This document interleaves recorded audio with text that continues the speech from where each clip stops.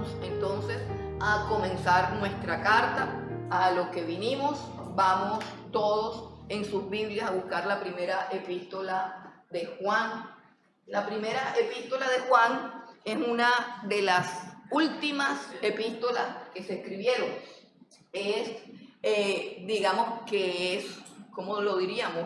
No podemos decir que es la más contemporánea, porque imagínense, año 95 después de Cristo, eso que en un contemporáneo va a ser. Pero podemos decir que es de las últimas epístolas que se escribieron. De hecho, el apóstol Juan fue el último de los apóstoles en morir. O sea, fue el apóstol que sobrevivió a todos los otros discípulos, y él escribe esta carta estando ya anciano. De hecho, a él se le atribuye la autoría de estas tres cartas, primera, segunda y tercera de Juan. Se le atribuyen al apóstol Juan, que es el mismo Juan que escribió el Evangelio de Juan, y de manera tentativa se cree que fue escrita entre el año 85 y 95 después de Cristo. O sea, es una carta tardía, es una carta tardía.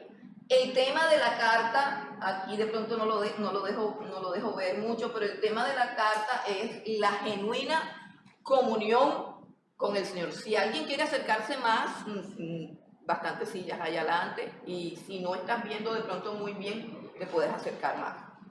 Bueno, el tema de la carta es la genuina comunión con Dios, la genuina comunión con Dios. Parece un tema muy simple, pero es un tema muy profundo y es un tema muy complejo. Entonces, vamos a leer. Ustedes tienen un plan de curso que es más o menos las pautas que vamos a seguir en este estudio. El plan de curso es importante porque nos ayuda a comprender mejor el orden en el que vamos a estudiar la carta, el orden en que vamos a desarrollar los temas o el tema y los subtemas de la carta. Entonces todo tiene un orden, y cuando nosotros ordenamos las cosas las comprendemos mejor. En su plan de curso hay un primer punto que dice generalidades, que es el nombre de la materia, el nombre de mi persona. Mi nombre es Eloísa Morales de Carvajal. Para los que no me conocen, tengo 32 años en el Evangelio y enseño hace unos 25 años. Me gradué del seminario bíblico de las Asambleas de Dios. Hice otros estudios por mi cuenta, pero realmente el asunto no tiene que ver con eso, sino con que Dios me llamó a enseñar la palabra de Dios, y pues estoy obedeciendo a ese llamado desde hace más de 20 años. La duración de este curso: comenzamos hoy 29 de agosto y terminamos el 26 de septiembre. Son 5 clases porque esta es una carta más corta, y dentro de nuestra parcelación de la materia pretendemos dar un capítulo por día, o sea que serían 5 días, 5 jueves, porque son 5 capítulos los que tiene la carta. Sin embargo, pueden pasar cosas, o sea, pueden pasar cosas como que nos metemos en un tema un poco complejo y se pueden ir 2 días en un capítulo, pero el plan que tenemos es que sean 5 jueves, un capítulo cada jueves, y así abordaremos toda la epístola. Descripción de la materia. Esto es general para todas las materias. Es un estudio exegético y devocional de la primera carta de Juan. El estudio exegético tiene que ver con lo que está escrito, tiene que ver con la gramática, tiene que ver con el significado, tiene que ver con la interpretación correcta de lo que está escrito ahí, lo que el autor sagrado quiso decir.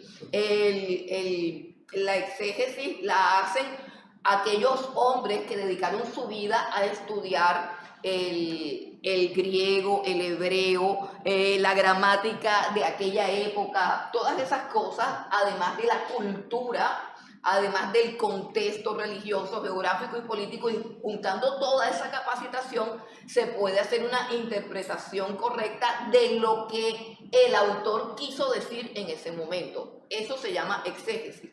Y luego devoción, o sea, devocional, tiene que ver con las implicaciones de eso, cómo aplicamos eso a nuestra vida, que es el punto final a donde queremos ir. ¿Para qué queremos entender lo que Juan dijo, sino para obedecer? ¿Para qué queremos entender lo que está escrito, sino para que nuestra vida se alinee a lo que está escrito? Entonces, esa es la idea. Devocional es cómo aplicamos esas cosas a nuestra vida práctica, a nuestra vida real.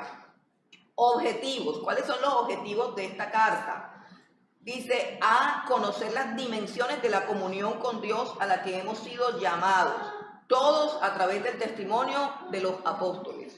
Todos hemos sido llamados a tener relación con Dios, pero algunos se contentan con una relación superficial.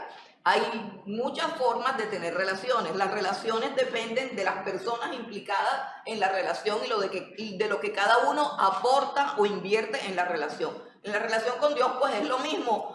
Usted puede tener una relación con Dios y no necesariamente puede ser una relación íntima o estrecha. El propósito de esta carta es que usted, al terminar este curso, tenga una comunión con Dios más íntima y más profunda. Si no, se perdió el tiempo. Aprendió cosas, pero se perdió el tiempo. La carta tiene un propósito y fue escrita con un propósito. Y ese propósito es que cada uno de nosotros profundice en su comunión con Dios, se acerque más a Dios, tenga una intimidad más profunda con Dios. Ese es un propósito que se debe cumplir en cada uno de los que estamos estudiando. Objetivo B, dice profundizar y afirmar nuestra comunión con Dios y con la iglesia. Bueno, eso tiene que ver con la temática de la carta. No existe un crecimiento en el amor, en la fe, en integridad, sino a través de mi relación con la iglesia, a través de cómo me relaciono con los hermanos. Si yo no me relaciono con nadie, no puedo practicar ni el amor, ni el perdón, ni el compañerismo, ni la misericordia, ni la gracia, ni la piedad. Todos esos atributos de Dios se practican es con la gente, con las personas. Ok. El punto C, el objetivo número C, es conciliar el hecho de que tanto nuestra alma como nuestro cuerpo son objeto de la redención divina. Eso es de lo más difícil. Parece que fuera fácil de recibir, pero a menudo nosotros espiritualizamos nuestra alma, como que tenemos que cuidar el alma, pero descuidamos nuestro cuerpo. O sea, nuestro cuerpo es un cascarón que se va a quedar ahí, nuestro cuerpo no importa y descuidamos el cuerpo y tenemos un concepto falso de piedad donde lo que importa es lo de adentro y lo de afuera no importa. Y eso no concuerda con la enseñanza bíblica. Eso concuerda más que todo con las creencias de los gnósticos, pues para los gnósticos la materia era pecado, la materia era mala. La materia era perversa y de esa concepción gnóstica de que la materia es mala, de que el cuerpo es malo, de que nuestra alma es buena pero está atrapada en un cuerpo malo, eso lo hemos escuchado varias veces. En esa concepción equivocada de las cosas terminaron negando que Jesucristo había venido en carne, en un cuerpo humano. ¿Por qué? Pues porque la carne es mala y si Jesús es bueno y si Jesús es una emanación divina, él no puede ser corpóreo, él no puede tener cuerpo. Esa es una de las herejías más grandes que atacó a la iglesia y es en esencia una de las herejías que combate esta carta. Bueno, el propósito de valorar y aprovechar las herramientas que nos da la carta para vencer el pecado. La carta habla del pecado y de cómo debemos nosotros manejar el pecado en nuestras vidas. El punto E o el propósito E es experimentar un mayor gozo en nuestra vida cristiana. A mayor gozo en la vida cristiana, mayor santidad. Porque lo que nosotros buscamos cuando pecamos es algo de placer. Pero cuando nosotros encontramos el placer, el gozo, la alegría y la plenitud en Dios, el pecado ya no tiene poder ni autoridad para seducirnos ni para conquistarnos. El punto F, o finalmente el objetivo F, es comprender la naturaleza de la vida eterna como algo ya presente en nuestra vida. Que tenemos la vida eterna es uno de los tópicos centrales de la carta en cuanto a que nosotros creemos que la vida eterna está en el más allá y no que la vida eterna es algo que podamos disfrutar ahora. Repito los requisitos del curso que están en el punto 4, llegar puntual a todas las clases, mantener su celular apagado durante la clase, portar su propia Biblia, trabajos socializados, llenar el cuadernillo y entregarlo el 5 de septiembre del 2020.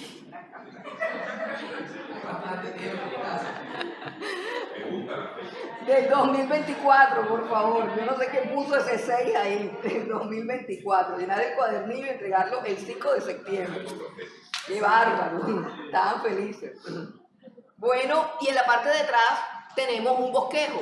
Tenemos un bosquejo que divide la carta. Y es importante el bosquejo en esta carta porque esta carta es un poco diferente a las otras cartas porque tiene una estructura lógica diferente a lo que nosotros manejamos. O sea, es totalmente diferente a las cartas del apóstol Pablo. En la Biblia, el mayor número de epístolas que tenemos son de Pablo.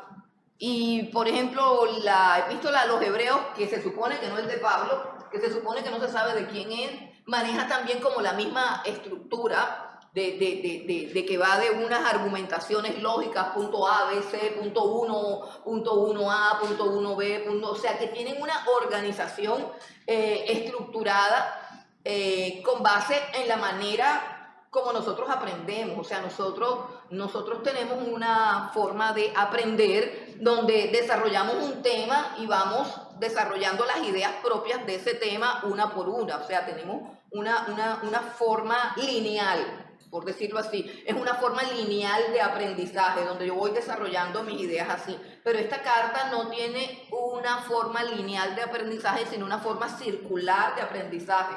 O sea, imagínense que la enseñanza normal a la que nosotros estamos acostumbrados es que yo digo, bueno, el punto A más el punto B es igual a C y C más D es igual a F, y yo voy avanzando en una línea progresiva de pensamiento. Así es como nosotros aprendemos, así es como nosotros enseñamos, pero los orientales, y específicamente el Señor Jesucristo y los proverbios y esta carta en particular tiene una forma de enseñanza circular, donde imagínense que usted va descendiendo por círculos y cada vez va más profundo en una misma idea. Es decir, una misma idea es un círculo y esa misma idea se va profundizando y usted va yendo más profundo, pero va en un círculo. Cuando digo en un círculo es porque vamos a volver a la misma idea una y otra vez. Vamos a volver a la misma idea, pero vamos a volver en una forma más profunda sobre la misma idea. Así funcionaba las enseñanzas del Señor Jesucristo. Él era o tenía un esquema oriental totalmente diferente al nuestro. Por eso cuando nosotros estudiamos la homilética del Señor Jesucristo vamos a encontrar que no concuerda para nada con el estilo de nuestra predicación, sino que Él va así como que de manera circular, hablando de un tema y desarrollándolo. Entonces, es importante que manejemos el bosquejo para que podamos identificar los temas que hay en esta carta, porque si no nos va a parecer que es una sopa, o sea que nos estamos hundiendo en una sopa que no tiene ni pie ni cabeza, pero no es así. Tiene una temática bien compleja, solo que tiene un estilo diferente. Entonces tenemos un primer punto, un tema que es la comunión con Dios, y ese tema de la comunión con Dios se divide en los principios que gobiernan la comunión con Dios y la evidencia de la comunión con Dios. Si ven que tiene orden.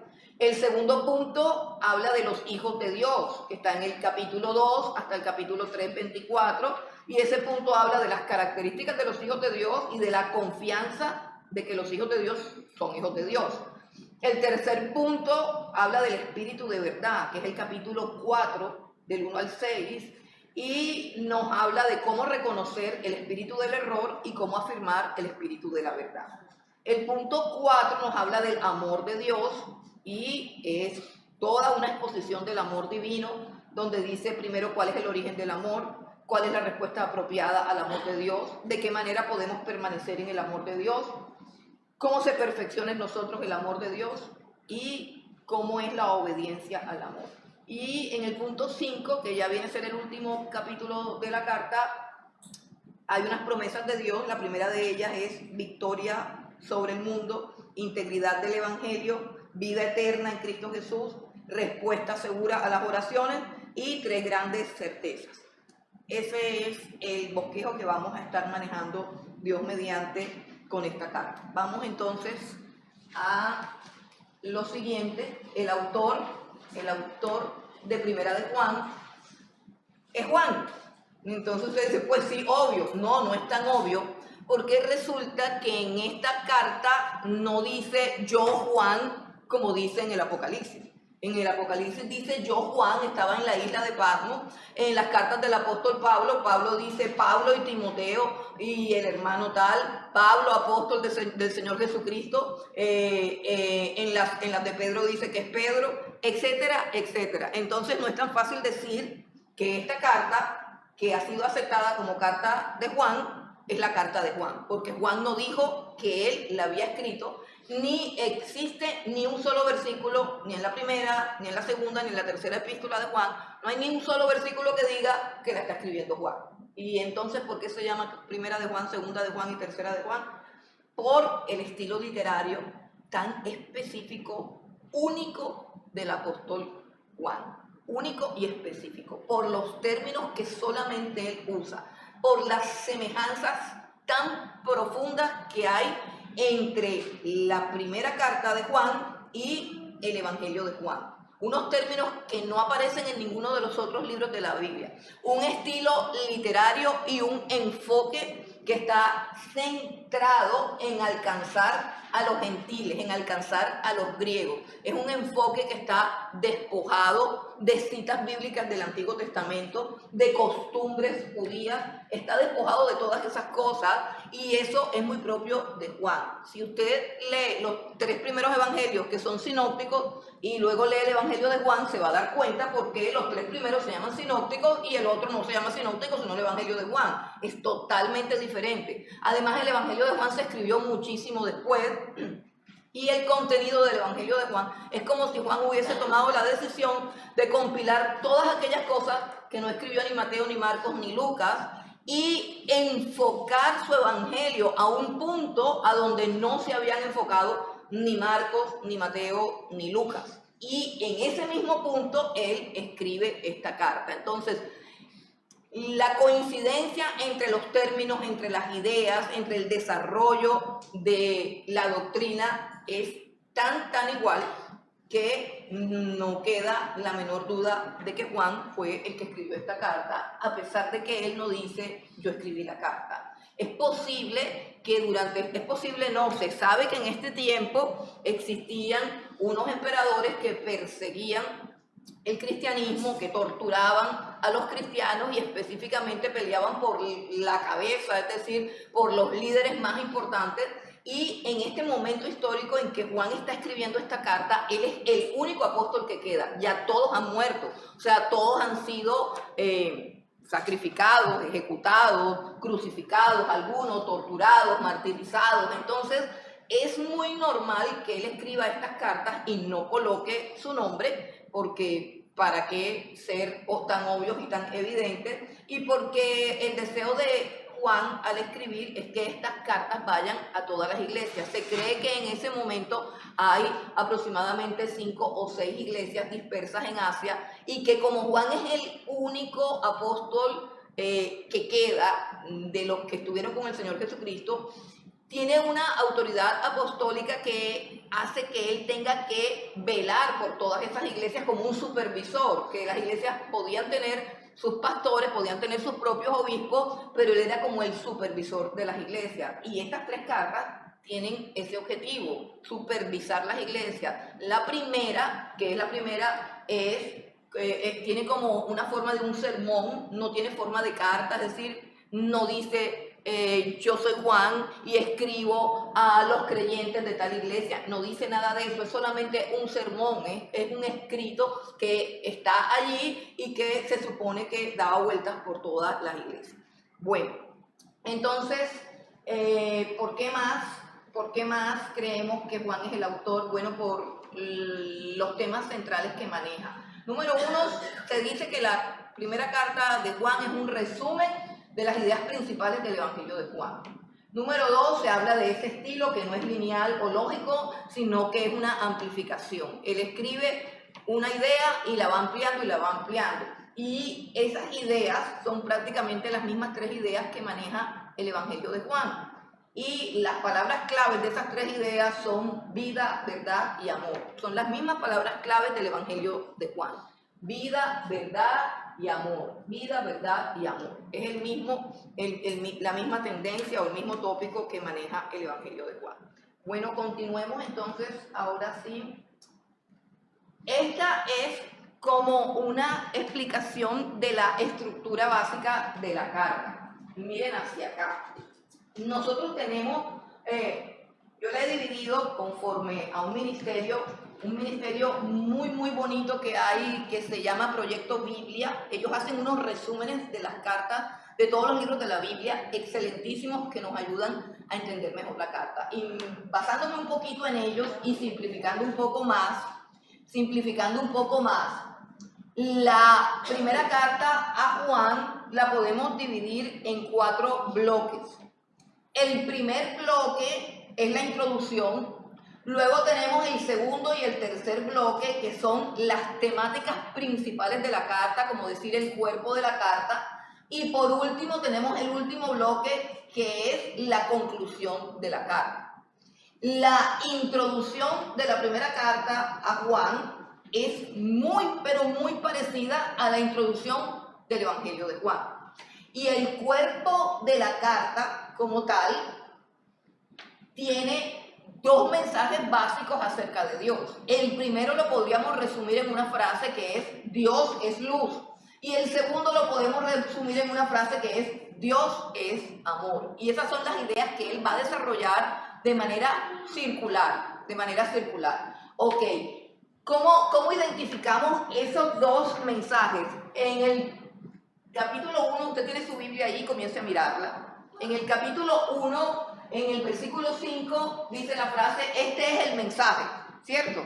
Capítulo 1, versículo 5, dice: este es el mensaje que hemos oído de él. Y si pasamos al capítulo 3, pasemos un momentico al capítulo 3 y vamos al versículo 11, vamos a encontrar la misma frase, porque este es el mensaje que habéis oído desde el principio.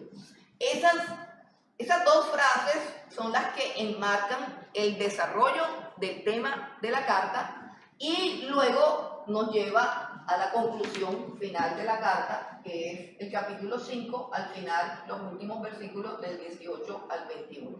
Este sería un esquema de la carta. ¿Para qué nos sirve el esquema? Para estudiar la carta. Les di un bosquejo, que es el que está en esta hoja, y vamos a tratar de hacer nuestro estudio con este bosquejo. Y le estoy dando una introducción donde estamos formando estos 4 bloques para poder dividir la carta en 4 bloques y entenderla mejor. Si la entendemos mejor, la estudiamos más fácilmente. Si la estudiamos más fácilmente, la memorizamos mejor y la aplicamos mejor. Ok, no se preocupen por las diapositivas, que yo se las puedo mandar. No se preocupen por eso, copien las ideas que les parezca más relevantes, porque no van a alcanzar a copiar todo. Bueno, continuamos entonces acá y vamos a la introducción de la primera carta a Juan. Y vamos a leer, para esa introducción vamos a leer primero, que estas diapositivas son las mismas que manejé de manera virtual, y por eso tienen la letra tan chiquita, no se ve nada. Ok, me imagino que no se ve nada. Tienen cara de que no están viendo nada.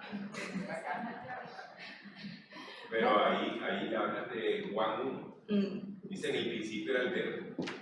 Sí, pero esa es otra cosa. Esa es la ilustración de por qué se parece a eso. Okay. Quiero que nos fijemos en este cuadro. La introducción a la carta. Es primera de Juan 1 y vamos a leer del 1 al 5. Primera de Juan 1 y vamos a leer del 1 al 5. Dice: lo que era desde el principio, lo que hemos oído, lo que hemos visto con nuestros ojos, lo que hemos contemplado y palparon nuestras manos tocante al verbo de vida, porque la vida fue manifestada y la hemos oído y testificamos y os anunciamos la vida eterna, la cual estaba con el Padre y se nos manifestó. Lo que hemos visto y oído, eso os anunciamos, para que también vosotros tengáis comunión con nosotros, y nuestra comunión verdaderamente es con el Padre y con su Hijo Jesucristo. Estas cosas os escribimos para que vuestro gozo sea cumplido. Me disculpan, y la introducción que vamos a mirar es del 1 al 4 nada más. Ahora mismo, pues lo que vamos a mirar es del 1 al 4 nada más. Bueno, lo que era desde el principio es la frase típica que nos conecta con el Evangelio de Juan. En el Evangelio de Juan, si quieren lo pueden abrir sin cerrar la primera carta de Juan.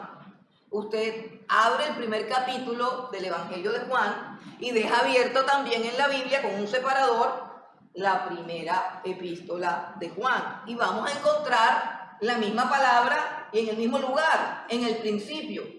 Cuando vamos al Evangelio de Juan, el capítulo 1 nos dice que en el principio era el verbo y el verbo era con Dios y el verbo era Dios. Esa frase la conocemos muchísimo del Evangelio de Juan y solamente existe en el Evangelio de Juan. Ahora está la carta, que obviamente por eso es de Juan, donde él dice lo que era desde el principio.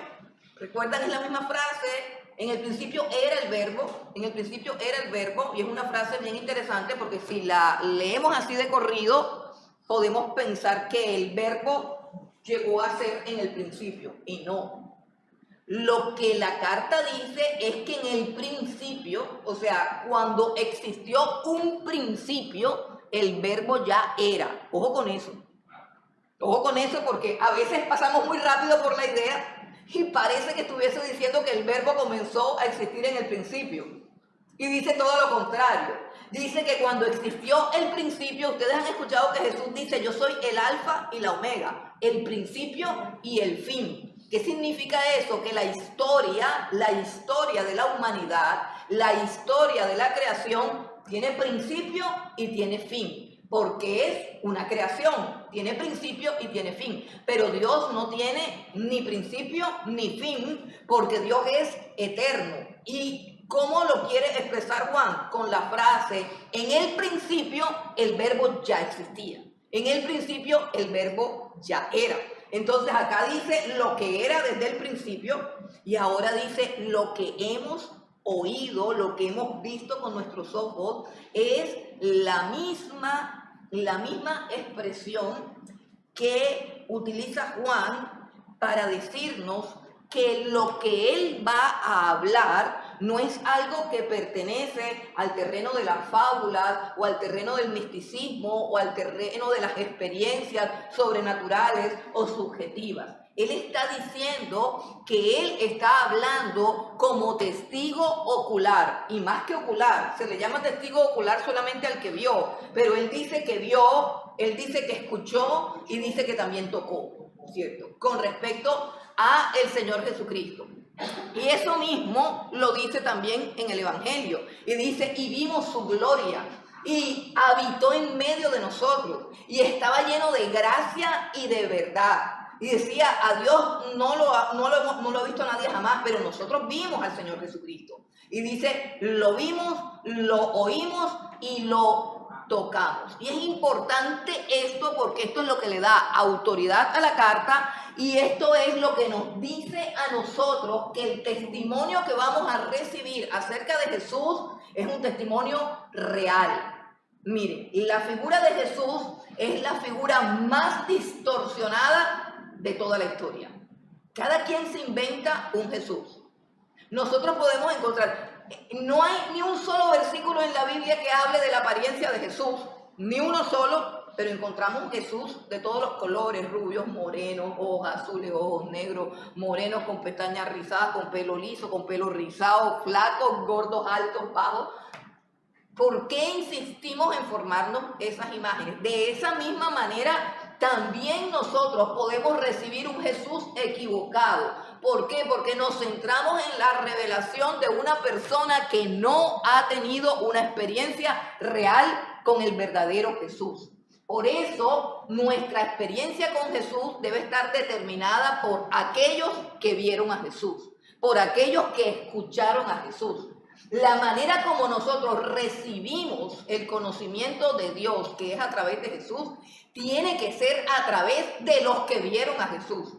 Escuchen, tiene que ser a través de los que vieron a Jesús. No puede ser a través de ninguna otra persona. El sentido, la razón, la causa por la cual tenemos este libro en nuestras manos es porque Dios quiere que su vida sea transmitida a nosotros sin ninguna sombra de adulteración. nosotros. De tal manera que el testimonio y la experiencia de aquellos que vivieron con Jesús, comieron con Jesús, hablaron con Jesús, durmieron con Jesús, caminaron con Jesús, lo vieron morir, lo vieron resucitar, ese testimonio tiene que llegar a nosotros.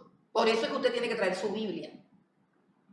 Porque yo puedo tener una experiencia que no necesariamente sea igual. Y la única garantía de que tú vas a recibir al verdadero Jesucristo es que lo recibas de alguien que en verdad lo recibió.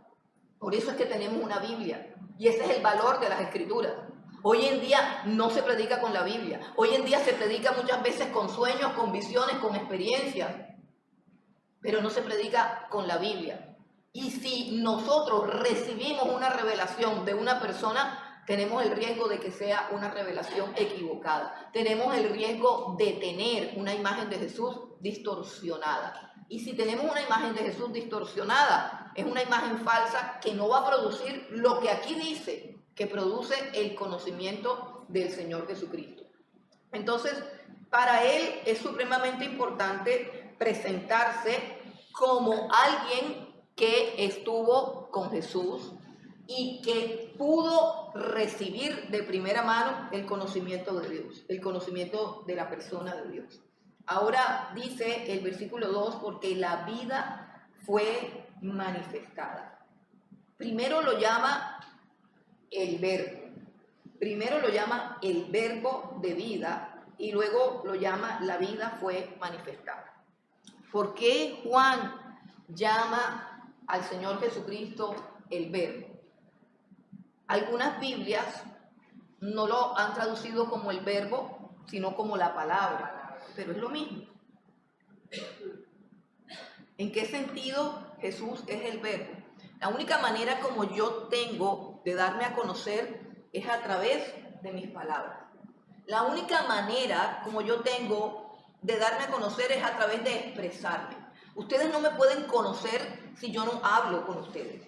Ustedes no me pueden conocer si yo no les comunico quién soy, cómo soy, lo que siento, lo que pienso, lo que tengo, lo que no tengo, lo que me preocupa, lo que me gusta, lo que no me gusta. No hay manera de conocer a ningún ser humano sino a través de su expresión verbal.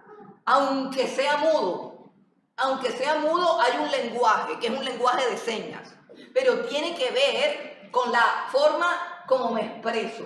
Y la forma como yo me expreso es a través de mis palabras. A través de mis palabras yo me doy a conocer.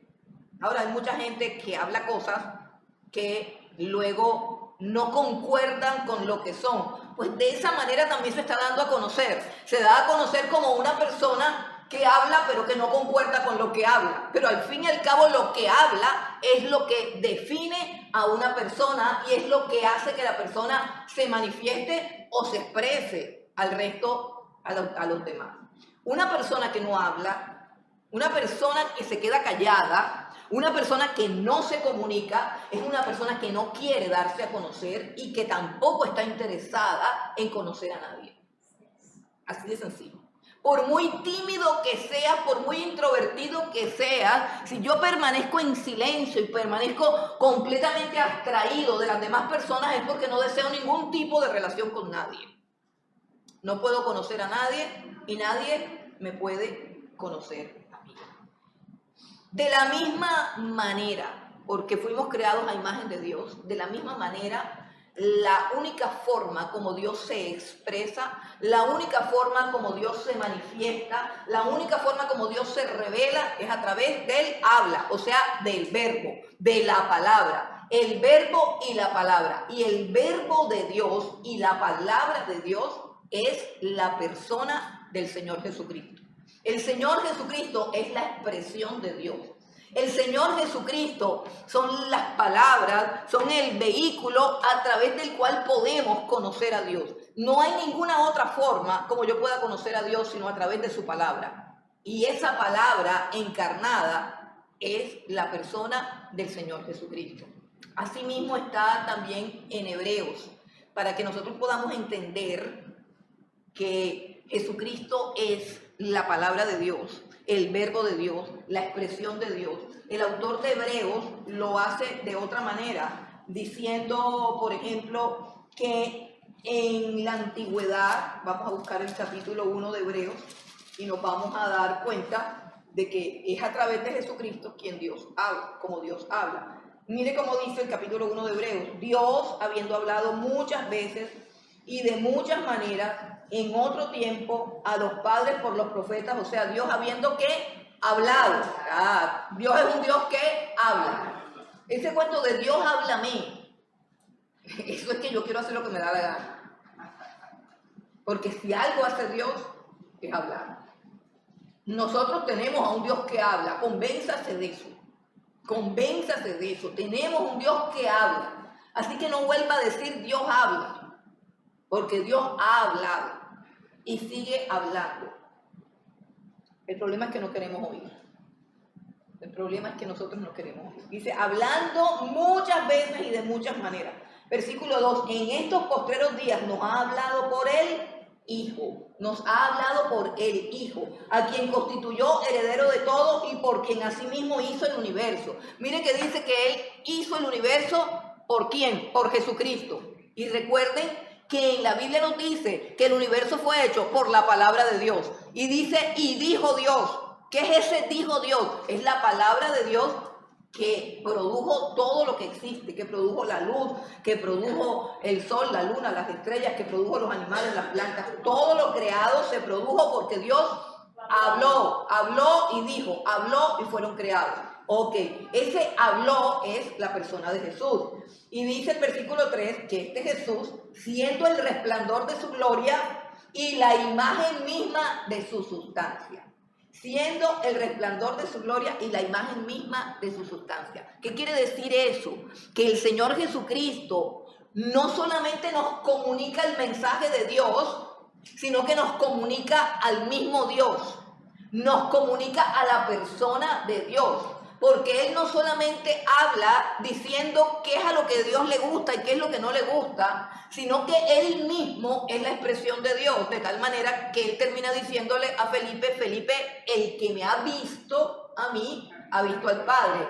Así que la vida de Jesús es la voz de Dios. O sea, todo lo que Jesús hizo, dijo, sintió, experimentó, todo lo que Dios hizo, lo que no hizo Jesús, todo el caminar de Jesús y toda la persona de Jesús, con su carácter, con sus sentimientos, con sus emociones, con sus pensamientos, con sus reacciones, todo eso es la comunicación de la revelación del carácter de Dios.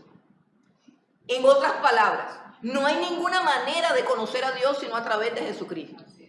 O sea, si tú te embarcas en una misión de conocer a Cristo a profundidad, estás embarcada en la tarea de conocer a Dios en profundidad. En Él habita corporalmente toda la plenitud de Dios. Y yo quiero que entendamos eso, porque a veces venimos de la religiosidad de creer que cuando abrazamos un credo, abrazamos a Dios. Y no. Cuando abrazamos un credo, cuando abrazamos una posición teológica, cuando abrazamos una congregación o cuando abrazamos una denominación, no necesariamente estamos abrazando a Dios.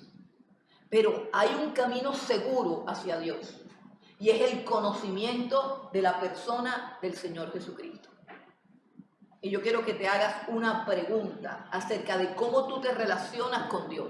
Si tú te relacionas con Dios a nivel doctrinal, a nivel religioso, a nivel litúrgico, o si tú te relacionas con Dios a nivel personal. Es decir, tú tienes a uno que desde por la mañana está contigo, con el cual tú hablas, y estás embarcado en el conocimiento profundo de ese uno que es Cristo, que es el Señor, que es el resplandor de la gloria de Dios, y que al conocerlo a Él puedes conocer a Dios, y que ese conocimiento lo puedes obtener con total seguridad y certeza si te sumerges en la revelación que Él ha dado a través de aquellos que de verdad estuvieron con Él. Lo peligroso es estar siguiendo hombres que no estuvieron con Jesús y que no tienen en su carácter, en su vida, en su historia, en su manera de ser, en su manera de vivir, los rasgos de Jesús. Eso es bien importante. O sea, que tú a la hora de formarte como una persona cristiana, a la hora en que tú en tu corazón decides, quiero caminar para agradar a Dios. No, yo quiero aprender Biblia porque yo quiero que me pongan allá en la iglesia a hacer algo. No. Si tú tienes un sentir de acercarte a Dios, que es el sentir que debemos tener en este momento, porque la carta de Juan fue hecha para que te acerques a Dios y desarrolles una intimidad más profunda y cercana con Dios. Y si tú eso es lo que quieres, tú tienes que acercarte al verdadero Jesucristo. Y si quieres acercarte al verdadero Jesucristo, te tienes que acercar a los que verdaderamente estuvieron con Él. No hay otra forma. O sea, ¿cómo conocemos a Jesús? A través de lo que estos hombres escribieron de Jesús de primera mano y guiados por el Espíritu de Jesús. Entonces, por eso le dice verbo. Pero hay algo más también acerca de la palabra verbo que a mí me parece que es también supremamente interesante, y es que ese verbo también es la traducción del término griego logos. Y Juan, como evangelista, fue el que más se acercaba, junto con Lucas también, pero es el que más se acercaba a un interés porque el Señor Jesucristo fuera conocido más allá de los límites del judaísmo. De hecho, en el Evangelio de Juan es en el único que se registra que unos instantes antes de morir, Juan escribe que unos griegos buscaban a Jesús. Unos griegos buscaban a Jesús. Ese detalle solamente lo tiene Juan. Y resulta que los griegos, de todo el imperio romano, los griegos eran las personas que estaban como más deseosas o más interesadas en la búsqueda de la verdad. Los romanos estaban más deseosos de poder y de placer. O sea, la búsqueda de la mentalidad romana, ellos querían poder, dinero y placer. El griego, como tal, que está absorbido por el imperio romano, el imperio griego fue absorbido por el imperio romano, pero los que quedan como con esas raíces griegas, helenistas, que tienen en su corazón un deseo de buscarle el sentido a la vida, de buscar el propósito de las cosas. Ellos son los fundadores de la filosofía. Ellos son los que están por allá en Atenas investigando la naturaleza y investigando todo. Ellos, en ese momento histórico en que Jesucristo llega a la tierra, han desarrollado un conocimiento basado en la naturaleza, basado en una observación racional, sistemática de lo que existe. Ellos no tienen una Biblia. Los griegos no tienen una Torá, los griegos no tienen a ninguna virgen que se le ha aparecido, ellos no tienen nada. Ellos dijeron simplemente, vamos a utilizar la razón para examinar cuál es el propósito del mundo, quién creó el mundo, por qué existe el mundo. Y en ese momento histórico, los griegos han llegado a una conclusión. Y es que existe un logos creador. O sea, después de dar tumbos, de pasar por la mitología griega y por una cantidad de locuras, ellos comienzan a despojarse de toda la imaginación, de toda la locura, de toda la magia,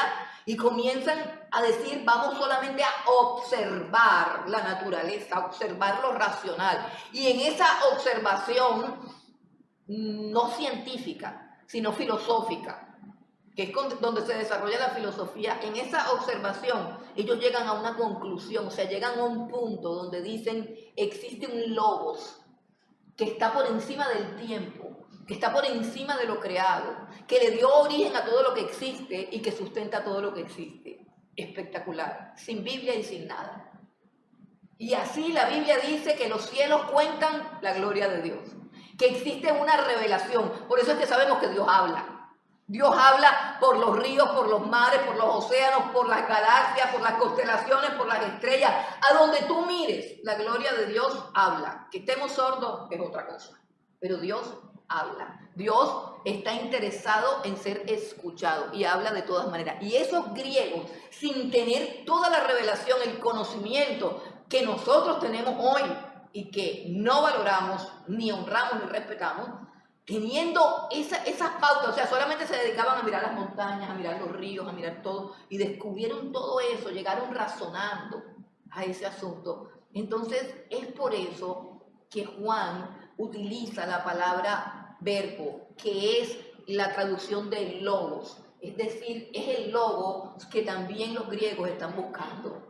Es el logo que ellos quieren conocer, pero los griegos no se imaginan que el logo es una persona, que el logos se ha hecho hombre, que el logos es amor, que el logos viene a limpiar los pecados de la gente. Entonces es algo bien tremendo porque Juan tiene un enfoque muy diferente al de todos los escritores bíblicos, tiene una temática muy personal y él simplemente profundiza y profundiza eso. Recuerden quién es Juan, es el discípulo amado, es el más joven, es el más calladito, es el más profundo, es el más analítico, es el que está siempre cerca, es el que tiene toda la confianza con Jesús y es el que desarrolla la exposición de la deidad de Cristo, es aquel que se remonta a las alturas y dice, este logos no tiene principio ni fin porque es eterno. Pero al mismo tiempo, y eso es lo emocionante de Juan, él dice, este logos yo lo toqué, yo lo escuché, yo lo abracé, yo dormí con él, yo comí con él.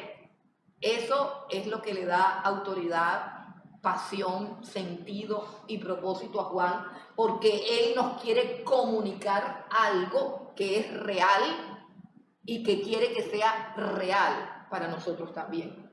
Entonces dice en el versículo, la vida fue manifestada y la hemos visto y testificamos y anunciamos la vida eterna. Aquí viene otro concepto, la vida eterna. Les anunciamos la vida eterna.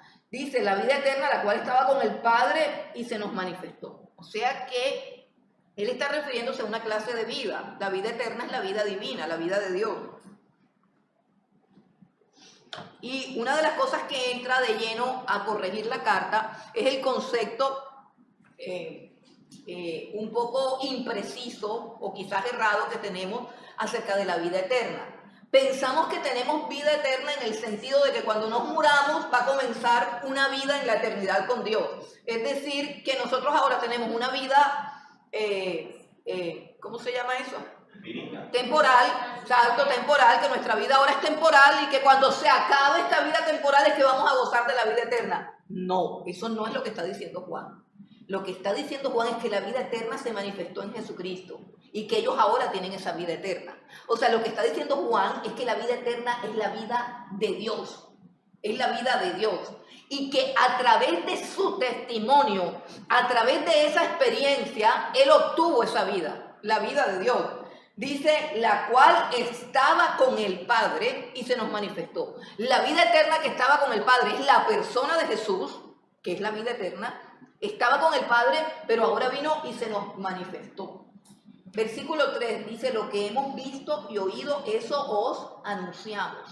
¿Y para qué? Esto es lo importante de la carta y del testimonio de Juan. ¿Para qué Juan está anunciando esto? Simplemente anunciarlo por anunciar, y dice para que también vosotros, o sea, para que también ustedes tengan comunión con nosotros. Esto es lo que a mí más me encanta de esta carta, para que ustedes tengan comunión con nosotros. ¿Quiénes son nosotros ahí? ¿Quiénes son nosotros? Juan y los apóstoles, ¿cierto? Ay, pero se murieron. ¿Cómo vamos a tener comunión con ellos? Sí, porque ellos tienen vida eterna. Y todo aquel que está en Cristo, o sea, nosotros también tenemos vida eterna. O sea que en una esfera, por así decirlo, para ponernos místicos, si de eso se trata y si eso les gusta, en alguna esfera, en alguna dimensión desconocida, aquí todos estamos juntos. Y lo dice la Biblia más adelante. Pero y dice unidos. Unidos, exacto, unidos. Miren, esto es espectacular porque significa, escuchen ahora, significa, vamos a ponerlo para que lo podamos digerir. Ahora mismo, todos nosotros, los que están ahí en YouTube, estamos unidos con Juan. Hermano, eso es tremendo, hermano, eso es poderosísimo. ¿Y quién hace posible eso? La vida eterna que Cristo manifestó y le dio a Juan, y que Juan está diciendo, ahora yo, al testificar de esta vida eterna, se las estoy transmitiendo a ustedes para que ustedes también tengan, no conocimiento de lo que a mí me pasó, sino comunión con nosotros. Comunión con nosotros. O sea, es que no se trata de que yo sienta un frío o sienta un calor o sienta un fuego, como dicen, no, yo no siento nada. Y yo no siento nada. Él me está transmitiendo el mensaje de Jesucristo. Jesucristo es la vida eterna. Y la vida de Dios, o la vida de Jesucristo, o la vida eterna, como la quieran llamar, está pasando a mí y a ti en este momento a través del testimonio de ellos, que está escrito aquí. Y que es no un testimonio de una historia, sino un testimonio de la vida eterna. Es algo que está por encima de la historia. Es algo que no puede terminar nunca con la muerte de nadie. Entonces, la vida eterna es la vida que yo obtengo cuando conozco a Dios. Y esa vida es eterna porque no se va a acabar nunca. No se va a acabar nunca. Ya, yo no estoy esperando que me den la vida eterna. Cuando ya yo me vaya a morir, ponga el pie en el más allá, ahora sí viene la vida eterna. No, la vida eterna la tengo ahora. La vida eterna la tengo ahora, la tengo ya. ¿Cómo? Me fue transferida por los mismos que estuvieron con Jesús, por los mismos que hoy tienen comunión con Jesús, por los mismos que hoy están vivos porque tienen vida eterna. Y que ahora me están invitando a que yo haga parte de eso. ¿A través de qué? De su testimonio.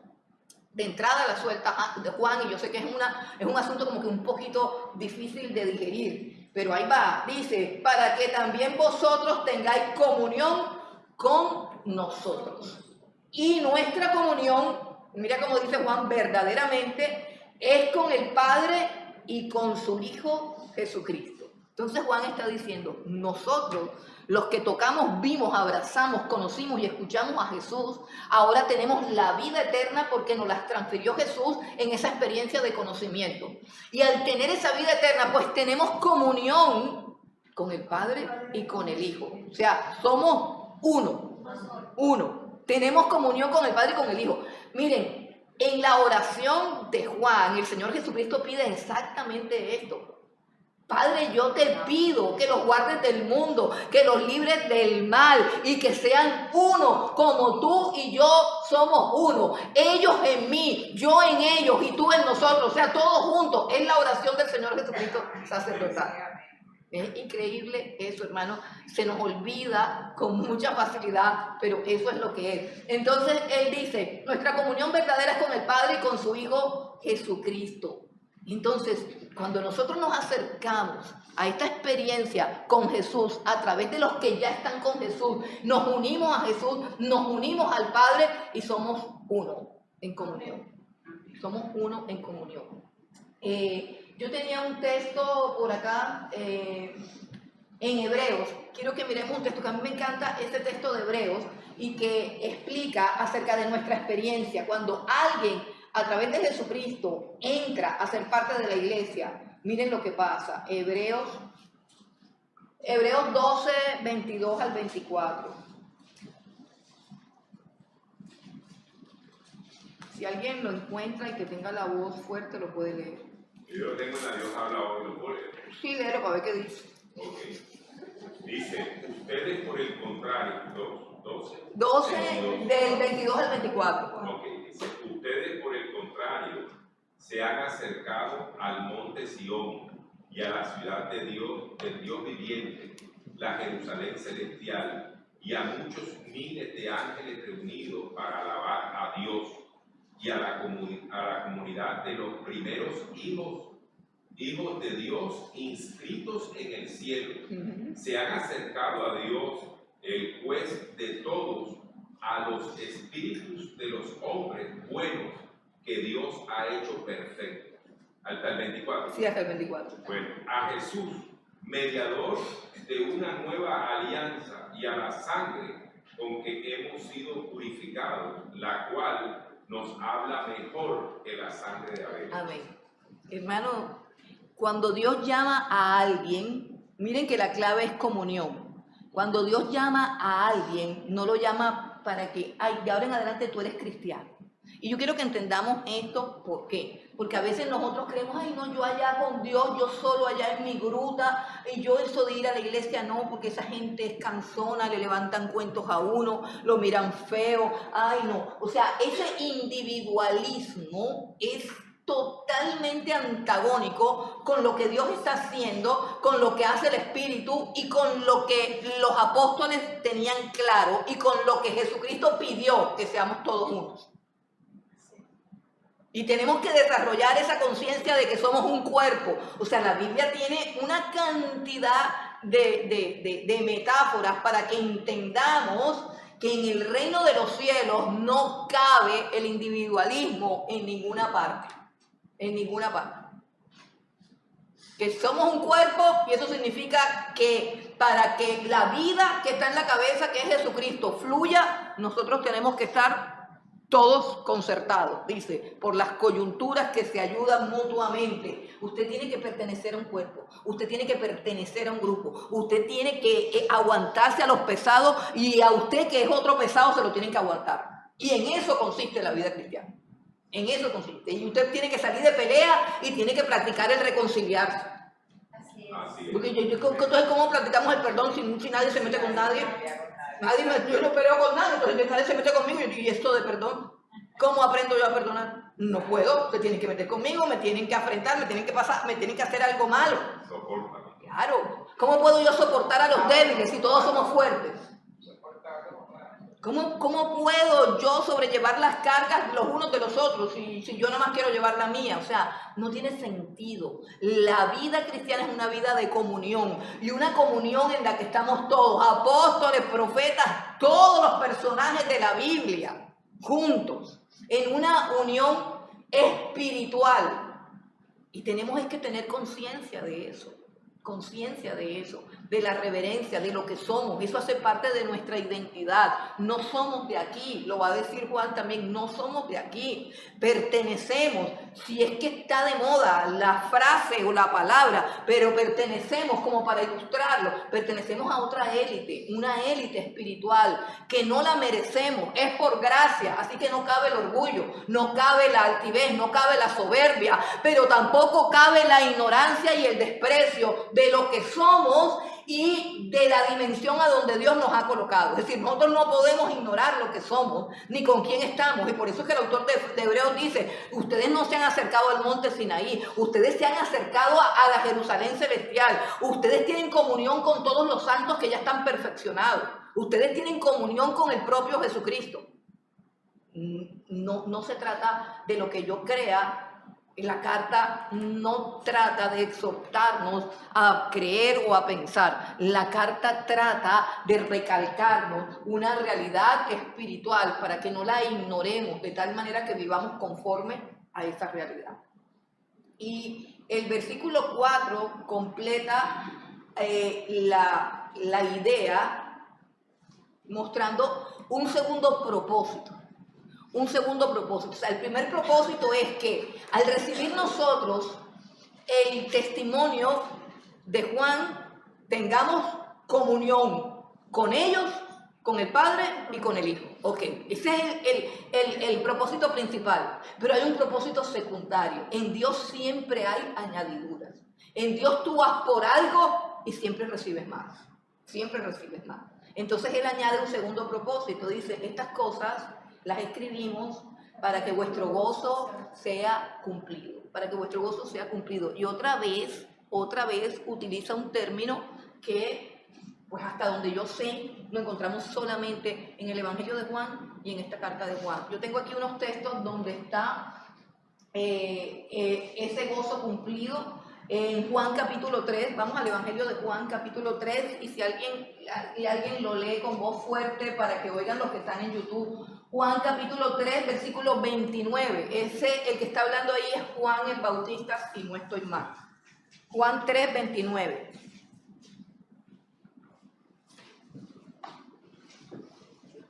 El que tiene la esposa es el esposo, mas el amigo del esposo está a su lado y le oye, se goza grandemente de la voz del esposo.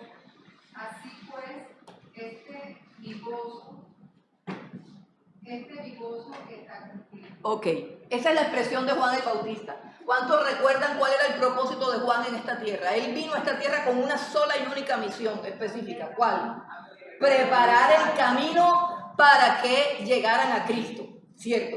Y lo que le están diciendo es, Juan, recuerda lo que le están diciendo, oye, la gente tuya se te está pasando para allá. O sea, los que antes andaban contigo ahora andan con Jesús. Tú dijiste que ese era el Cordero y ahora se fueron todos para allá. O sea, se nos está dañando el negocio, Juan. Y Juan dice, no.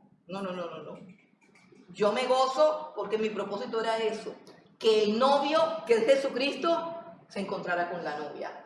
Y como yo estoy viendo que eso se está dando y yo nací para eso, todo lo que he vivido y todo lo que he experimentado, toda la abstinencia de mi vida, todo el desierto y todo por lo que he pasado ha sido para cumplir ese propósito, entonces mi gozo ha sido cumplido. ¿Qué significa eso? Que Juan está diciendo, cumplí mi propósito en esta tierra. Cumplí mi propósito en esta tierra. La Biblia dice que nosotros estamos aquí básicamente para glorificar a Dios. Y para glorificar a Dios yo tengo que conocerlo, porque yo no puedo glorificar lo que no conozco.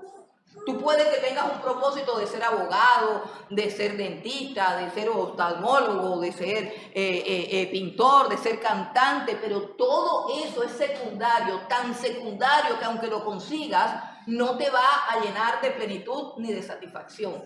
La satisfacción plena del ser humano es cuando encontramos el propósito para el cual Dios nos ha creado. Y después de que tú encuentres el propósito para el cual Dios te creó, te salvó, te redimió, te llamó y hagas lo que Dios te ha encomendado a hacer, tú vas a tener un gozo cumplido, que es una frase que no habla exactamente de que no vas a llorar más nunca. No, puede que llores, puede que te pasen cosas, puede que te sucedan situaciones tristes, pero tienes una estabilidad emocional porque el gozo es el que está a cargo. Es decir, la emoción que subyace en tu interior será gozo cumplido, o sea, satisfacción, plenitud, llenura, sentido, propósito. Y te puedes estresar y te puede hasta dar una depre, y te puede dar cualquier cosa, pero nada de eso te tumba. Nada de eso te tumba, porque tu propósito está cumplido, porque tú estás en el lugar donde Dios te pone, porque estás haciendo lo que Dios te puso a hacer, porque le encontraste sentido a tu vida. Y ese es el valor adicional de entrar en comunión. En comunión. Mire, una de los asuntos de esta carta tiene que ver, o más bien toda la carta tiene que ver con las relaciones. La relación más importante, la relación con Dios, la relación con los demás. Y hay otra tercera relación, que es la relación conmigo mismo. De esas tres relaciones depende la felicidad del ser humano. Y lo que Dios propone en su palabra es reconciliarnos con esas tres cosas. Reconciliación con Dios, reconciliación con los demás, te introduce en su cuerpo, te reconcilia, te une, te conecta, conexión. Y te reconcilia contigo mismo, porque te perdona, te limpia, te restaura, te acepta tal como son y como eres, y te guía a que tú también tengas esa misma aceptación de tu vida, a que tú también tengas esa comprensión de ¿para qué estás aquí? Te lleva a que tú recuperes el valor original de lo que tú eres en cuanto a lo que Él diseñó para ti, no en cuanto a lo que tú crees que eres o a lo que te dicen las demás personas. Dios restaura todo, y al restaurar mi relación conmigo misma, que es mi propia autoestima, mi propia dignidad, mi propio valor personal, al restaurar la relación con los demás, llevándome a perdonar con una base fundamentada en que he sido perdonada de tal manera que no me queda ningún derecho a retenerle los pecados a nadie. Y cuando me lleva a tener una comunión perfecta con Él, me lleva a tener paz emocional, paz mental, paz espiritual, paz en todo sentido. Me lleva a tener gozo, me lleva a tener plenitud, me lleva a tener plenitud. Mi gozo ha sido cumplido. Vamos a mirar la misma frase en Juan capítulo 15, versículo 11.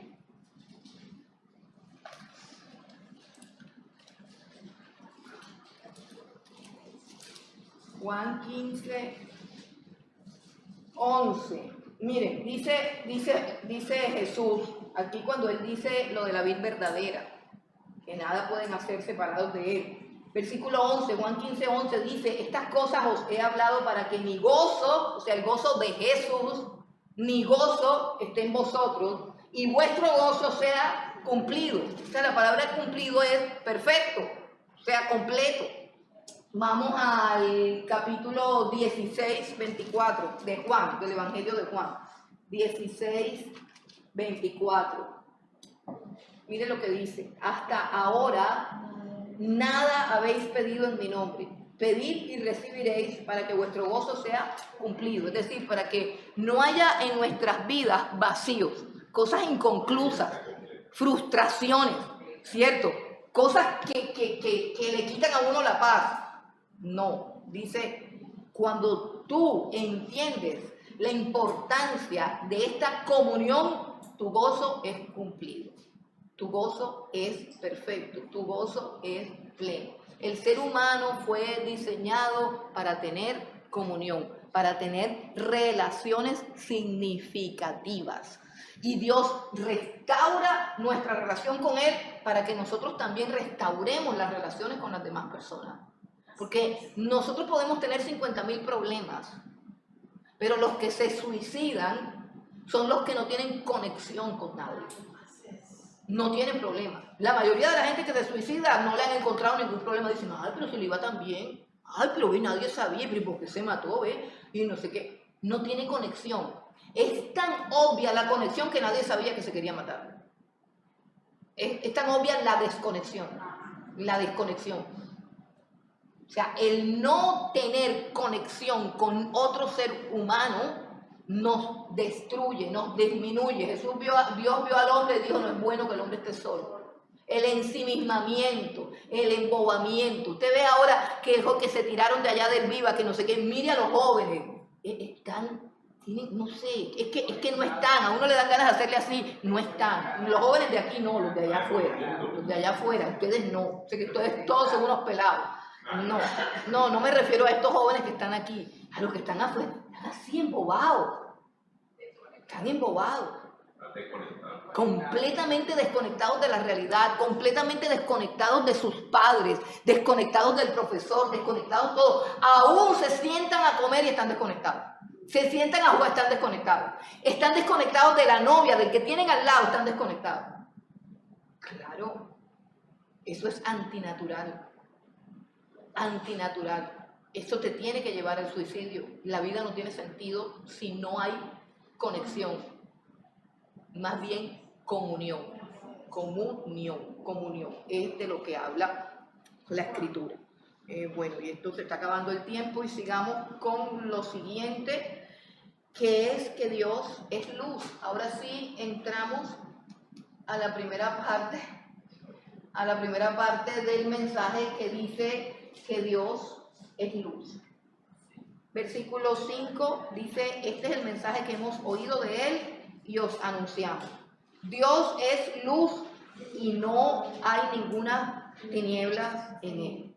Si decimos que tenemos comunión con Él y andamos en tinieblas, mentimos y no practicamos la verdad. Pero si andamos en luz, como Él está en luz, tenemos comunión unos con otros y la sangre de Jesucristo, su Hijo, nos limpia de todo pecado. Si decimos que no tenemos pecado, nos engañamos a nosotros mismos y la verdad no está en nosotros. Si confesamos nuestros pecados, Él es fiel y justo para perdonar nuestros pecados y limpiarnos de toda maldad. Si decimos que no hemos pecado, le hacemos a Él mentiroso y su palabra no está en nosotros. Bueno, comencemos por la primera idea de la cual se desprende todo lo demás. La primera idea es Dios es luz, es un atributo. La palabra luz implica algo mucho más que la misma luz.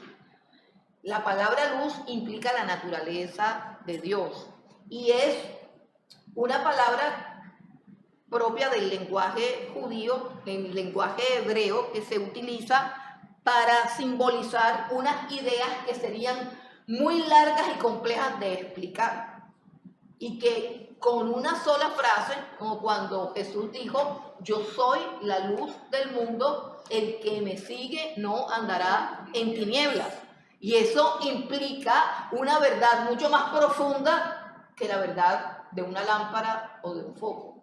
Entonces, la luz es la esencia del carácter de Dios.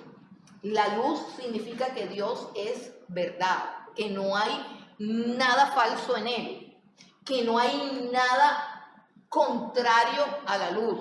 Dice, Él es luz y no hay ninguna tiniebla en Él. Dios es luz. Entonces, significa que Dios es un ser verdadero, que Dios es un ser simple. ¿En qué sentido simple? No simple de que sea tonto, simple significa que no está compuesto por dos naturalezas diferentes. Es decir, que no hay unas áreas de Dios que sean tinieblas. O como lo dijo Santiago, que toda dádiva y todo don perfecto provienen de lo alto, del Padre de las luces, en el cual no hay ni mudanza ni sombra de variación. ¿Qué quiere decir esto? Cuando dice Dios es luz y no hay ninguna tiniebla ahí, está diciendo exactamente lo mismo que dice Santiago, que Él no está compuesto de un lado oscuro. Ahora, esto es un asunto complicado y parece simple porque uno dice, sí, Dios es luz, Dios es bueno, Dios siempre es bueno, Dios siempre es amor, Dios siempre es paz, Dios siempre es salud, Dios siempre es gozo, o sea, Dios siempre es luz, Dios siempre es algo bueno y no hay ninguna sombra, no hay ninguna oscuridad. ¿Y por qué es importante que nosotros entendamos eso? Porque muchas veces, y algunos teólogos le atribuyen a Dios un lado oscuro, como algo que no es luz, como una mezcla de cosas. ¿Por qué? Porque sabemos que en la soberanía de Dios, Él permite cosas que no provienen de Él. Repito, en la soberanía de Dios, Dios permite cosas como enfermedad, pero Él mismo no origina la enfermedad, ni es fuente alguna de enfermedad. Dios siempre es fuente de vida pura y fuente de sanidad divina. Eso está tan claro como que la mujer del flujo de sangre dijo, si yo le agarro el borde del manto seguro me sano. Claro, porque agarró la fuente de la vida. Es más, la fuente de la vida ni siquiera sabía quién era esa señora ni de qué estaba enferma. Pero si yo abro un tarro de alcohol, solamente sale alcohol, no sale más nada. Y eso es lo que se quiere decir de que Dios es luz. Él es luz y no hay ninguna tiniebla. Ajá, pero en el mundo hay enfermedad, en el mundo hay accidentes, en el mundo hay muerte, hay violaciones, hay maldad, hay depravación, hay odio, hay masacres. Ajá, ¿y eso de dónde sale? Si Él está a cargo, si Él es soberano, entonces hay gente que quiere decir que esas cosas salen de alguna manera de Dios, diciendo que es que Él es soberano y Él puede hacer todo lo que quiere. Y hay una cantidad de textos, como por ejemplo el texto de Ananías y Zafira, que ¿quién mató a Ananías y a Zafira? ¿Quién lo mató? Dios. Dios lo mató. ¿Por qué? Por mentiroso. ¿Y cómo lo mató? Simplemente le quitó lo que Él es. Él no envía muerte, Él es vida. Si Él se aparta, pues no hay nada. El foco solamente emite luz, no hay focos que emitan oscuridad. Eso es lo que quiere decir Juan, que Dios es luz y que no hay nada en Él que pueda producir ni la enfermedad, ni la muerte, ni nada. Esas cosas tienen otro origen. Esas cosas precisamente se originan en la ausencia de Dios y en la rebelión contra Dios. Y existen porque Dios le permite existir. Le permite existir, porque aún todo lo que existe, existe porque Dios permite que exista. Dice Hebreos que Él sustenta todas las cosas con la palabra de su poder. O sea, ¿por qué existe el diablo? ¿Por qué el diablo tiene existencia? ¿Por qué el diablo tiene vida propia? ¿De dónde sacó esa vida? ¿De dónde tiene esa existencia? ¿Por qué no ha desaparecido? Porque Dios lo tiene vivo, porque Dios lo tiene en existencia, porque finalmente Él es una herramienta en las manos de Dios para mostrar su gloria. Esa es la razón del diablo. ¿Cuál es la razón de mis tribulaciones, angustias, enfermedades? ¿Cuál es la razón? Siempre la razón y la causa por las cuales Dios las permite es para mostrar su gloria, para mostrar su poder. Me enfermo para que yo pueda conocer al sanador. Me angustio para que yo pueda acudir a Él y encontrar que Él es fuente de paz. Pero Dios siempre es luz y en Él no hay tinieblas. ¿Sí? Disculpa, que cuando en Juan 8:12, cuando Jesús dijo, yo soy la luz del mundo, el que me sigue tendrá luz que le da vida y nunca andará en oscuridad. Yo estaba leyendo que los teólogos decían que ellos tuvo que patear eso cuando Jesús dijo eso, porque en el Salmo 27, por David dice, el Señor es mi luz y mi salvación. Entonces, ¿de quién podría tener miedo? Entonces, dicen ellos que eso les tuvo que patear porque Él se estaba haciendo como esa luz. Sí, se estaba haciendo Dios. Estaba reclamando la deidad, porque Él ha podido decir, yo tengo una luz. Es más, cuando Él habla de Juan dice, Él era una antorcha que ardía y ustedes quisieron momentáneamente refugiarse en su luz. Así dice de Juan. Claro. Y dice, pero yo soy la luz del mundo.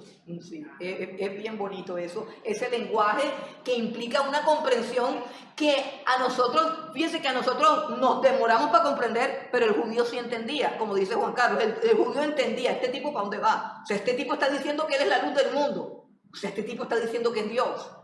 Entonces, eso es importante, el lenguaje, la significación que hay detrás de cada palabra. Entonces, ahora viene la consecuencia, ahora vienen las implicaciones. Si Dios es luz, dice el versículo 6, si decimos que tenemos comunión con Él y andamos en tiniebla, mentimos y no practicamos la verdad. Y ahora aparece otro ingrediente, mentira y tinieblas, que es lo contrario de luz. Luz y verdad son la misma cosa. El que anda en la luz, camina en la verdad. El que anda en tiniebla, camina en la mentira. Así de sencillo. Si yo estoy en comunión con Dios, estoy en comunión con la luz. Y significa que mi vida es iluminada. Si mi vida está iluminada por la luz, yo no tengo cosas ocultas. Exacto, nada que esconder. Nada que esconder. Ahora, esa luz implica un llamado a una vida de integridad, obviamente, como dice Luz Noelia, nada que esconder, nada que esconder. Una vida expuesta, una vida alumbrada, o sea, no hay tinieblas en mí, pero ojo, que la misma luz también sirve para mostrar lo que aún está en tinieblas, al mismo tiempo. Mire cómo dice. Si decimos que tenemos comunión con Él y andamos en tinieblas, ¿qué sería andar en tinieblas? Andar ocultando lo que somos. Andar tapando el pecado. Andar fingiendo que somos lo que no somos. Eso es andar en tinieblas. Tengo una vida reservada oculta y finjo ser una cosa. O sea, estoy en tinieblas, estoy en oscuridad. Y dice, no, la persona que tiene comunión con Dios está en la luz, no anda en las tinieblas, y también tiene comunión con los demás. Si decimos que tenemos comunión con Él y andamos en tinieblas, estamos diciendo mentiras. Y dice, y no practicamos la verdad. O sea, nuestra vida es una cosa mentirosa. Dice, pero si andamos en luz, como Él está en luz, tenemos comunión unos con otros y la sangre de Jesucristo, su Hijo, nos limpia de todo pecado. Entonces aquí hay dos ideas. Número uno, tengo comunión. ¿Cómo podemos hacernos amigos? Siendo sinceros. ¿Cómo se nos facilita tener relación con las personas? Porque hay personas que tú hablas con ellas y tú te das cuenta que no tienen ninguna máscara, que no están escondiendo nada. Son personas que en poco tiempo tú las conoces. Son personas que se han despojado de toda hipocresía. Yo no sé si usted ha hecho un estudio acerca de los afectos de Jesús, se va a dar cuenta que Jesús amaba a todo el mundo, a las prostitutas, a los ladrones, a los cobradores de impuestos, a los sinvergüenzas, a todo el mundo. Había un grupo en particular que Jesús detestaba y los condenó y los mandó para el infierno. ¿Quiénes eran? Los fariseos, los religiosos, Y les dijo, ustedes son como unos sepulcros blanqueados. Por fuera están blancos, les echan cal, pero por dentro tienen huesos de muertos, o sea que son fuente de contaminación y están podridos por dentro. Ustedes son hijos del infierno. Para ellos no había absolutamente nada. ¿Por qué? Porque ellos abrazaron la mentira, abrazaron las tinieblas, perdón, y las cubrieron con una mentira, o sea, con una religiosidad. Y eso es lo que Jesús aborrece. Jesús podía abrazar a la peor prostituta y al peor ladrón. ¿Por qué? Porque venía en esa condición. Venía a la luz para ser iluminado y luego limpiado. Luego, cuando yo estoy en esa luz, yo tengo comunión porque muestro lo que soy. Muestro quién yo soy de verdad. Y eso facilita las relaciones interpersonales. Pero cuando yo me pongo una máscara religiosa y me pongo toda sospechosa y mística, que de eso hay bastante en la iglesia. No, aquí no. Entonces, esas personas que se ven como tan correctas, como tan perfectas, como que tan circunspectas, y que uno dice, será, que son raras, que no miran de frente, que modulan la voz, nunca pelan el cobre, nunca se espelucan, nunca les pasa nada. Son personas sospechosas de que tienen algo tapado. Pero los que están en la luz viven tal cual como son delante de todo el mundo y son como son delante de todo el mundo. Pero es precisamente estar en la luz lo que hace que yo me pueda relacionar sinceramente con todos, pero al mismo tiempo esa luz hace que yo tenga conciencia de mis pecados. Así es. O sea, que yo de repente me levanto y como el foco de la presencia de Dios está encendido sobre mi vida, me doy cuenta, miércoles tengo un manchón aquí, hay que hacer algo. Hay que hacer algo con el manchón. Entonces, ese es el doble efecto de la luz. No te permite vivir en tinieblas, o sea, no te permite la práctica del pecado, ni te permite la hipocresía, y te fastidia ese tipo de hipocresía, pero al mismo tiempo que te lleva a vivir una vida real y de integridad, sin nada que esconder, al mismo tiempo también te lleva a vivir una vida donde tú te das cuenta cada vez que fallas, dónde está la falla y dónde está el error. Dice, si andamos en luz como Él está en luz, tenemos comunión unos con otros y la sangre de Jesucristo, su Hijo, nos limpia de todo pecado. Y eso está como en un presente continuo. Tener comunión con todos nosotros, que tengamos comunión, miren lo que nos está diciendo, si nosotros somos de Dios, Dios es luz y estamos bajo la luz. Y eso significa que tenemos comunión todos, ¿cierto? Tenemos comunión, pero tener comunión todos y además de eso estar alumbrados en esa comunión, es imposible que no vayamos a tener problemas. Es imposible que no vayamos a tener altercados. Es imposible que no salgan algunas cosas de nuestra vida, algunas cosas torcidas. Pero como estamos en la luz, no las vamos a disfrazar, no las vamos a tapar. ¿Vamos a qué? A buscar perdón, a buscar limpieza. Y dice, la sangre de Jesucristo nos limpia de todo pecado. Si nosotros decimos, no, yo no tengo ningún pecado, el pecador fue él fue el que se metió conmigo, él fue el que se le embarró, él fue el que me... Si yo no puedo observar mi parte, es porque la luz no me está alumbrando. Si decimos que no tenemos pecado, nos estamos engañando a nosotros mismos y la verdad no está en nosotros.